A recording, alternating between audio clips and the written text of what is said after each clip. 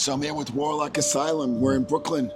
And this is the Occult tour of Brooklyn. Yes.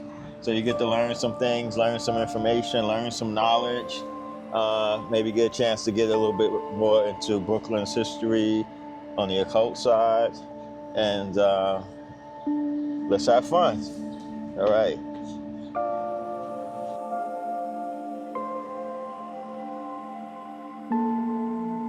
We are in Brooklyn. Tell me what makes, I consider Brooklyn the most occult neighborhood in the city. Yeah, what makes Brooklyn so occult? Just all the rituals. You know what I'm saying? That's what gives it the magic. All the rituals that were performed in Prospect Park, all the rituals that were performed in Domino Park, all the festivals that honored certain energies outside of mainstream religion. You know, all of the legendary gangsters who were really hoodoo men in private that they don't talk about publicly. So when you say rituals, you talk about Ifa, right? You're talking about Santería. Rituals, Santería rituals. So mainly traditional African religion. Yes, absolutely. Traditional African music also, and also witchcraft too. There's a lot of witchcraft that occurred out here. There's a lot of meditative work that occurred out here, a lot of Hindu work that occurred out here, a lot of cathedrals. Go to Brooklyn. You know what I'm saying? If you want to see cathedrals, go to Brooklyn. You know, and that's also like another work, you know. So it's a lot, you know. In Brooklyn, we're going to one place where people used to do prayers by the river, present offerings at the river from a lot of the ATR traditions, Domino Park. But they still do, correct? When you say did, right? Yeah, people are still doing that out here. So to the river, that would be to Oshun. Right, but it also could be a couple of other energies as well. Because sometimes you get certain things, like the mirror. The river is one of the biggest mirrors, you know, in the magical world, you know. So praying by the river is something that, or for example, if you look in the Bible, some of the things that happen by the rivers. Oh, yeah. Yeah, it was pretty amazing. So this gives insight into that. You know, we'll talk a little bit more about some deeper things on certain levels in a second, you know. But yeah, it's one of the beautiful spots down here is the river, because it just gives like a certain type of credence. And in some way, shape, or form, it also speaks to an older New York, you know, that I don't think will be, I think will be the same in this area, at least for the next 30, 40 years. Why do you say that? Gentrification or? Absolutely. You know, just the cycle of things, what's being planted here, the real estate. I mean, what would it take for that market to really go down? You know, as far as like, you know, apartments are concerned, you know, it's pretty much top dollar. And in some cases, it's rival to Manhattan. Right. You know, so I think the structure of it will still be the same. And because the neighborhood is diverse, possibly will remain the same, I think, for a little bit of time. That allows people to come in to do their work unnoticed. Right. You know, they may have a little bag or ornament, may drop something in the river, you know, as a form of sacrifice, wash their hands, get their feet wet, you know what I mean, and heal themselves or, you know, attune themselves to a greater force. Right. You know what I mean? You know, so. But look at this. I mean, this is amazing. These are all new apartments here. Yeah, huh? yeah. And the Domino site, I mean, it was abandoned for years. Yeah. And now it's luxury condos, right? Yeah. Wow. And so you got that going on. And that's not necessarily a bad thing. Everybody wants to feel that sort of summertime. It's all about the experience, you know, the experience that you're having in the space. Is it haunting or is it enriching? Is it healthy for your life, you know, to have that type of experience? Yeah. That's kind of what all of this is about. And you are also initiated into Santería. And, I've studied it quite extensively. I had to wear the white, for 7 days and all that sort of thing. You know what I mean? So you have these places where you could just walk right down to the river. There's no really fence or anything. So, down here, you will see just certain things going on. Right. You know what I'm saying? People maybe putting certain things in the water, people stepping in the water, just doing whatever they had to do, to feel right and refreshed spiritually, Right. Or this is the place right here. Yeah, this is one of the places right here. And that was even popular amongst like Orthodox Jewish ritual. Really? Yeah, they will be down here a lot, you know what I'm saying? So it's almost like a little beach here. Yeah, absolutely.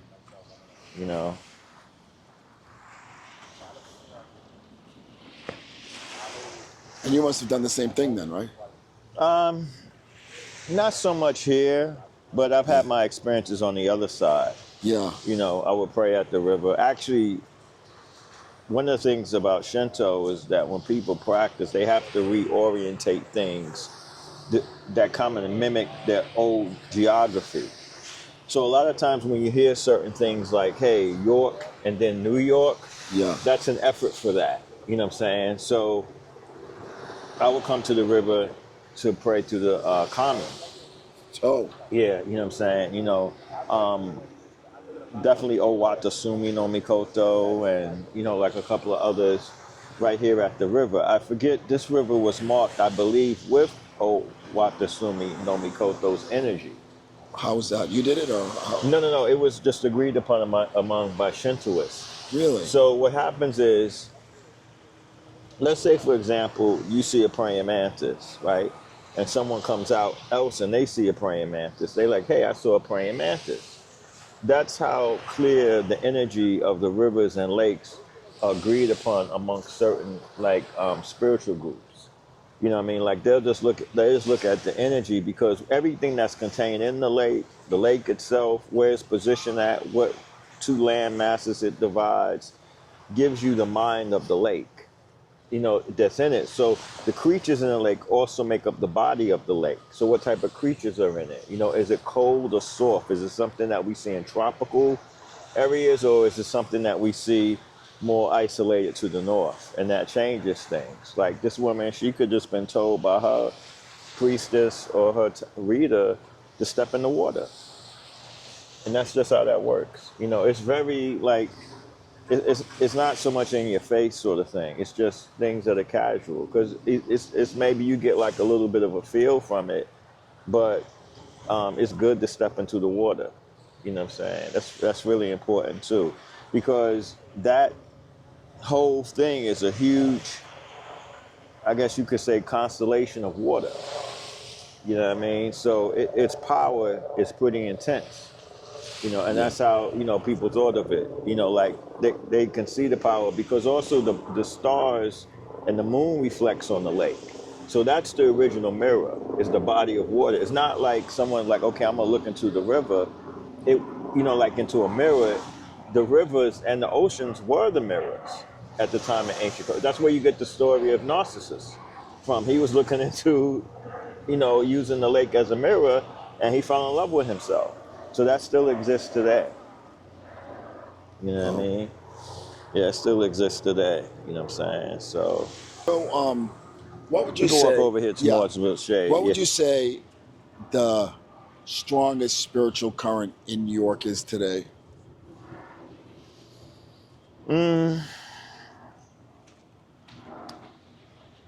Probably Catholicism, I think, is probably one of the strongest in the world. Yeah. Okay. A lot of times that goes overlooked, but you have to remember the story of Saint Cyprian. Yeah. You know what I mean? And what he was able to do after being taught all this forms of divination by the Moors. You know what I'm saying? Right. I think that weighs a lot into it, although a lot of priests are not really fashioned like that anymore. Right. To deal with the onslaught of that. Mm-hmm. I would say the Orishas, the ATRs, is very strong in New York.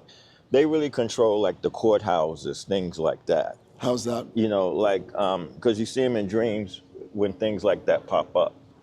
Or you see aspects of him that evolve around the cases.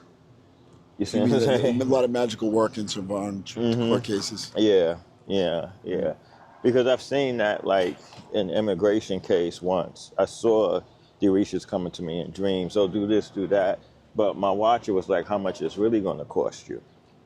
So, I've seen certain things happen, like in that sense. So they can kind of run that. And it's not, like, if you have your own self, you have your own path, and it's powerful, in how your experience works with you, then you can kind of not really deal with that. But if you like nobody and don't have really any real spiritual protection, just a Baptist preacher praying for you, then you might need to do that, Right. And that's just how that works, So you do find the ATRs in the music industry a lot. Even P. Diddy, had connection to voodoo, maybe even initiate, we're not sure. Yeah. And you said even police officers, you said sometimes. Yeah, you consult. find it a lot, and everyone deals with it, how they deal with it. Let's go, because there's a little bit of shade over here. Yeah. Like, everyone deals with it as how they deal with it. You know what I'm saying? Like, some people deal with it in a righteous manner, just like any other religion. And some people deal with it in a very perverse manner. You know what I'm saying? So, of course, they're in the music industry hugely, because music... Do you want to sit down? Or? Yeah, maybe we could sit. Sure. Yeah, over there. So you can have some light there, too. Well, the shade's better, I think. Yeah. To be honest with you. Yeah, absolutely. Yeah, let's do the shade. Yeah, the shade's better. Right over there is good. Yeah. Thanks. That people take. It's like anything else. Like the mafia, they pray to Saint Michael. Right. But no one's tagging them up about Saint Michael. It's just everyone latches to a negative or a positive aspect of whatever draws them to that energy. Right. So the music industry, because music is probably the most powerfulest force, in the universe, is the music. Like, man right now, he's a little bit trapped in something else, because he's looking out in space, and space is not the answer, because there's no sound in space. So when you hear in the beginning was the word, that's something else. He's saying beyond space, but not even in a lateral sense. So music is great spiritual gift, because you hear about trumpets being played in heaven and other dimensions and stuff like that. So that's something that's all agreed upon. And that's probably the best way that the force of love could be exerted, is through music. You see, like, it couldn't be through dogma or beliefs or this, that, and the other. It's really through the music that bring people together. You know what I'm saying? And that's what makes it amazing, So most of those cultures that have music, they have a very progressive outlook on things and how to arrange things and stuff like that. But those worlds are heavily influenced with that. Anything from rock to rap to, it's all dealing with contact with the spiritual world, Yeah. Yeah. So as far as your other two main works is on the Necronomicon and then Brooklyn Geisha. So as far as the spiritual geography of Brooklyn with Necronomicon, what do you consider some of the contact points there? Central Park is one big one. Yeah, Central Park. There was a lot of wars that were fought on the soil of Central Park. Like, you get the story about the $18 worth of beads and shit, but you don't get the stories about the wars. You see what I'm saying? And this is what's interesting about America. You might have 50 solid years without inter-warfare in America, or what you would call a civil war. They don't call it a civil war. They call it a civil war if two of the opposing powers of European descent. But you also have to look at all those Native American wars that were going on during the time period, and those things tally up where we might have 30 years, like within numbers, doing statistics and numbers and measurements of pure peace. Everything else was wartime.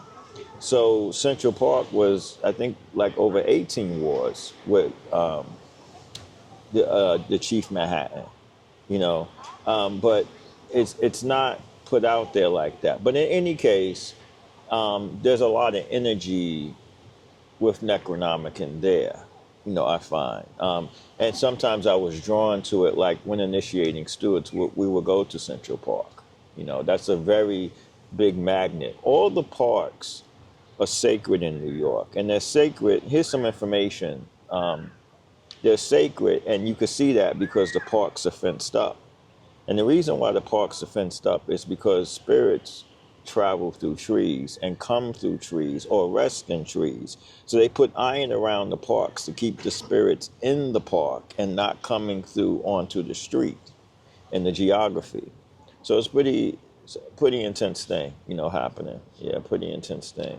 I mean, how do the parks get that way? Is it through rituals or just in general? Just in general, number one. And then, like, a lot of times when you're dealing with battles that happen in parks or slave grave sites, they become a place where, you're right? Yeah, where people could gather in the spirit world and not be, like, kind of be in a safe space. You know what I'm saying? So a lot of energies walking there. Some wandering, some bright, some whatever. But yeah, that's how they got there, just simply because of the nature that's in it. You know what I'm saying? So they become havens for people, as you can see right now, to be in a certain frame of mind. Right. So the Necronomicon deals with a lot of Sumerian deities. And how do the Sumerian deities, when you call them into New York, how do they integrate? Very powerfully, because they're merged with Lovecraftian energies. And here's the thing I want people to understand. Like, none of that stuff is fake, because we've dealt with in warfare with other paradigms that are well established, and it didn't turn out good. That's no bragging rights or whatever, but it just didn't turn out good. Why I'm saying this is because you could take something real and fuse it with something fictional, and it will give it more life. It will give it more of a charge. So when you're looking at, like, for example, the Orishas, where did the Orishas come from? Well, one story is that Oshun's dress used to be white, and it turned yellow because she kept washing it, because she was prostituting herself, and then eventually the Orishas took her children away. So Ishtar's color is white. Ishtar is a deity at one point of prostitution. So that would mean that Ishtar is Oshun, as the Canaanites were kicked out of the Middle East and moved on into Africa. And in some parts of Mauritania, they have that on steles. It's recorded by some Greek philosophers that in some of these eras of seeing steles saying that, we were pushed out through the plight of Joshua. But in any case, so when you're calling those Sumerian energies, you're calling the original set of energies that represent those principles. Plus, you have some entities that are somewhat legendary to fiction. How we know that it's real is because it could be distributed. If the ideas that I have could be sent to you, it's a form of matter. It's a form of matter regardless. You could think about it, you could be entertained about it, just like you can everything else. So it becomes real at that point. And then you see how it manifests. So that's what makes it extremely potent, in a sense. That stuff is extremely potent in the Americas. You know what I'm saying? So, and it's also like a worldwide phenomenon. I remember a brother, he was going to school, and he liked this lady from Mexico. But anyway, he bumped into her by accident. She had a copy in her book bag. When I was learning, I saw a copy in Turkish. A woman bought in Turkey, and she bought it on the black market because it was illegal to buy there. So I've seen, the neck in other places and where it's taken seriously. I remember one guy, he was going through initiation in Haiti, and one of the things they taught him was about the Necronomicon because they found out that the Bokurs had learned some aspects of it and was using it, and the priest was having a hard time overcoming it. So it has its catalog in the spiritual planes, Yeah. Interesting. Yeah. There's even deeper stories. Like sometimes if I do maybe work with something different, let's say like Santa Muerte or whatever, I've had engagements where I was asked about my association with that path, being the Necronomicon in the plains. And so it was taken as a real thing, not as something that was just out of fiction. That's something that's not even real in this concept. Fiction, mythology, the primary function of mythology is to tell you how energy runs, its path of travel. So if you study it like a electrician, then you know, like, okay, this is a right energy. It's not a trickster energy, things like that. So that's how that works. But for the person who's like a novice, they'll look at those things and just come to some different conclusions because they're still messing with logic and spirituality. You know what I mean? When it's more instinctual, you know. So, through the instinct, you could see the trappings of the logic. You see what I'm saying? And that allows you to go through. So the path is always kind of crooked because the main purpose of the density of those arts is to help repair the world or to help get behind the scenes, like a person who opens up any component to look into it and to change it so that it could work properly. The fact that H.P. Lovecraft lived in Brooklyn, is that energy still there? Or does that have any bearing into the Necronomicon? I don't know. I mean, I think for him, like what they don't say, like they may say in a couple of writings, they say, oh, he was an occultist. But he was doing rituals outside when he was 8 years old. You know what I mean? I wasn't, and this is like known, you know. And I got to think, man, when I was 8 years old, I wasn't doing rituals outside.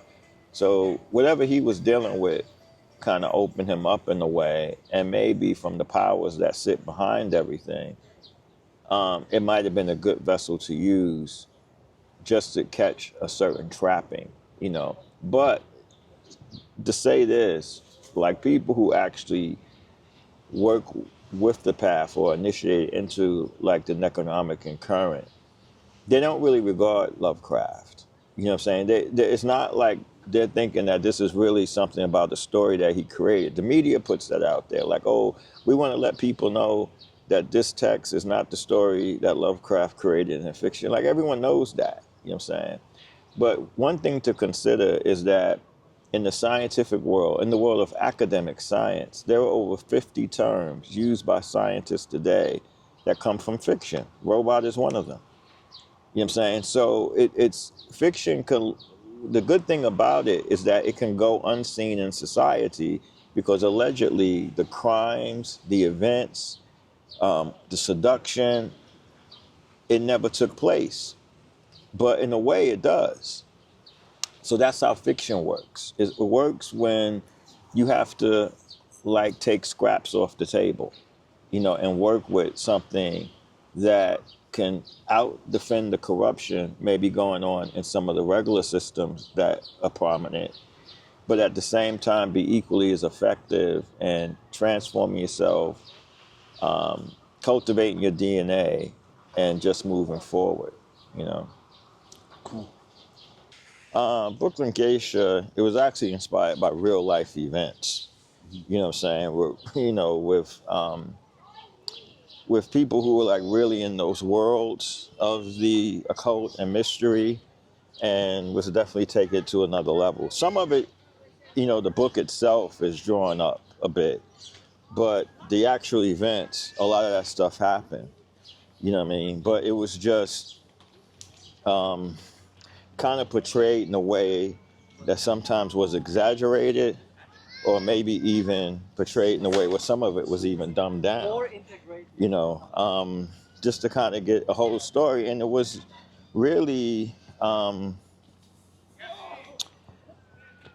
dealing with certain things like with dilemma at that time that was just a bit more silent and that people took more seriously.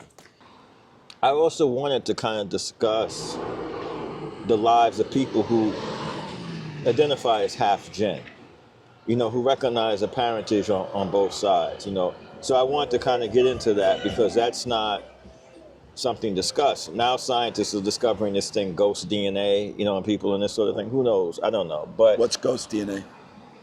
They believe it's something dealing with a form of man, whether it's a hominid or whatever, that existed at a certain time that they can't calculate. They just come into this conclusion, but they find it associated with Africans on West Africa, a lot of it. You know what I'm saying? So, so it's interesting. But yeah, I wanted to give light like that with Brooklyn Geisha because that's a subject that's not expounded upon too much. And it could happen in different ways. A person could be near losing life and something enters. A person could be, one parent could be possessed at the time of conception. All these things occur. Like you're taught these things as you go on. So the main character, by the way, which way? Let's go this way. Yeah. The main character was a jinn, half jinn? Yeah. Okay. Yeah. And have you met half jinn people in New York? Absolutely. Yeah, absolutely. And how do you know they're jinn? Just because of the way we communicate. I'll give you an example. Because Necronomicon opens that gateway up. But see, the thing is, each system calls its own, ultimately. Right. So someone, I have the same experiences I have. I have those experiences. So later on, you get to kind of interact a little bit more. You know, you get to meet people in the plains and here a bit more. So I'll give you an example. One time, I don't know if you know Dan Harms. You ever heard the name before? He runs a blog page called, I forget the name of the blog, but I formulate papers in the attic after his blog. Like it was like a cliche off the term.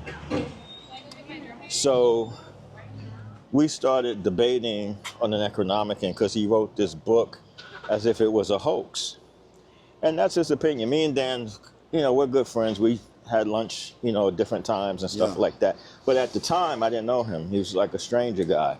Yeah. So there was a woman who came you want to sit down a second? Yeah, sure. Yeah. That's cool.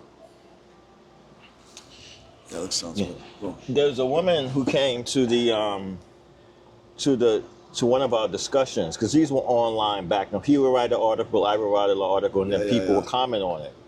And she snapped at what I had to say, so I snapped back at her. So then I thought, like, you know what, that's not really good. She didn't know what was really going on. So I invited her to do an interview on the blog page. I did this all through email, because of course I didn't have a number or anything.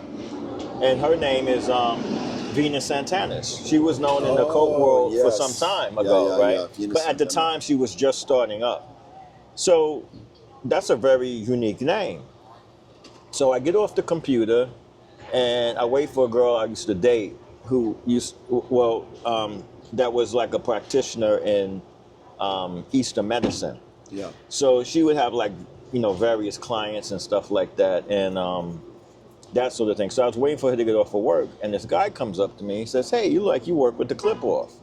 And then he answers a question I had asked one of the energies in the Necronomicon. Yeah. And then he turns at me and he says, there's a woman, her name is Venus Santanis. You should work with her. And I was like blown away because I had just, Now, I happen to know the Nec mentions energies in beholdable form. Sure. So during the times that I wasn't working with the Nec, I would see him, but he wouldn't speak to me. And I would bump into him at very peculiar places. There was a time I was pissed off, like me and the girl broke up. So I threw everything out, threw my neck out, all this kind of stuff. So finally one day, something came to me and I was like, I need to pick up my book. So I went to the bookstore, got the Necronomicon. The next day, now this was in Midtown. The next day, I got it in my bag, I'm reading it, I'm going down the stairs, and who's behind me? This guy who I call Tom Bosley, the same one who identified this person. So he starts talking to me, and he starts telling me the limitations and the benefits of everything I looked up spiritually, even though I haven't said one word to him in the past 6 months. Okay.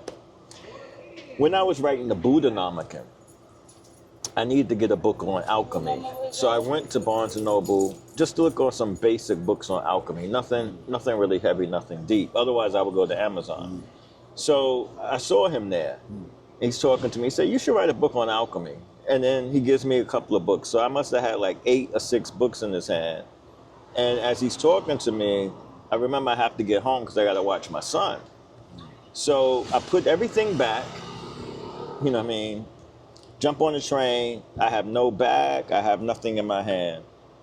I get to my stop, and just before I get to the stop, I hear a thump on the ceiling, and the book falls down. It was the same book that he gave me in the bookstore, brand new. So I remember when I had stopped working with the neck, I went to enchantments, and I was with a friend. And this is the first time the friend saw it. So he comes, and he says, I'm talking to him, and I hear somebody behind me, and he said, oh, they always come back. They always do. And it's him. So he's like, hey, man, how you doing? So we start running. He disappears in front of us. So those are like some of the interactions that you have, is that once you're able to open up to a certain thing, the most ordinary things that go on mean something to you. You see what I'm saying? And sometimes, like you see in the Matrix, where they enter a person's consciousness, that often happens to get and receive messages. You know what I'm saying? So that's the type of world it is, and it's just a society that you just in. You know what I mean? You know, like, it's hard for me to like really explain in a certain way, but it's very easy to see in my life. You know what I'm saying? You know, so Brooklyn Geisha also exemplifies that, because usually if you're dealing with that type of makeup, your life is definitely going to be an adventure, because you're interacting with different things, you know? Yeah. Cool. Also in Brooklyn, one thing about Brooklyn is that you have a lot of energy at the crossroads. You know what I'm saying? Because I got to look out to the accident clauses in Brooklyn, because, like, for example, someone could leave something at the crossroads, and if they don't discharge of it, you have like a lot of accidents at that corner. Like, I think there was one place in Brooklyn where you had like a lot of motorcycle accidents because someone put something there and didn't ground it. You know what I'm saying? Well, I mean, it was like an offering? Yeah, like an offering. They didn't ground it. So now you have all these accidents happening in this location. You know what I'm saying? And they were happening in a certain way. They're happening all to motorcyclists. So when you see that, it's like, okay, you know, there's something going on here. But a lot of people won't pick up on that. You know what I'm saying? But then at the same time,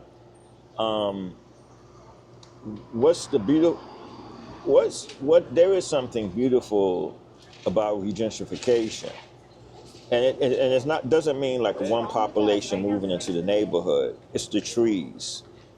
The trees in Brooklyn. Brooklyn has a lot of trees. Maybe Brooklyn, Queens, maybe run neck to neck in that end. You know what I'm saying? Maybe Brooklyn a little bit more because you have Prospect Park and the trees are very old. So that gives a lot of credence to a lot of tradition in Brooklyn. If you don't have old trees, you don't have no tradition in any place you live in.